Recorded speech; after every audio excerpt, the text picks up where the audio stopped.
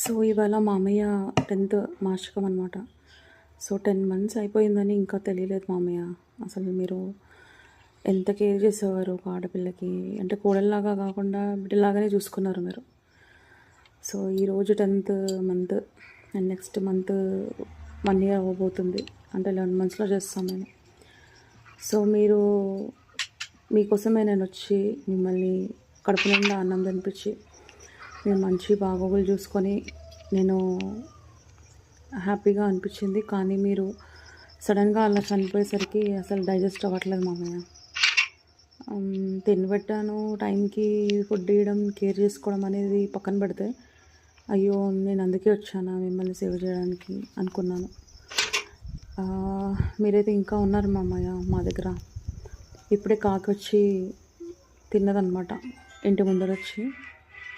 So అది చాలా హ్యాపీగా అనిపించింది అండ్ గాడ్ కూడా ఉన్నాడని అనిపించింది. God is great. అండ్ నేనైతే మెడిటేషన్ చేసుకుంటాను మార్నింగ్, లైక్ 4 o'clock అలా లేసేసి ఫస్ట్ మార్నింగ్ అన్నీ ఇల్లు క్లీనింగ్ అన్నీ తీసేసుకొని ఫస్ట్ పూజ చేసేసుకున్న తర్వాత ఇంకా మెడిటేషన్ అనేది కామన్ అనమాట.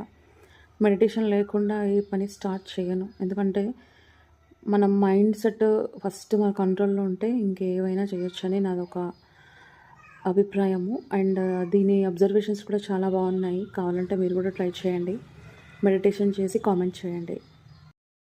అండ్ క్లిమ్కారాని సబ్స్క్రైబ్ చేయండి. ఇలాంటి మీకు ఏదైనా ఒక చిన్న మెసేజ్ మాత్రం మీకు ఇవ్వడం జరుగుతుంది.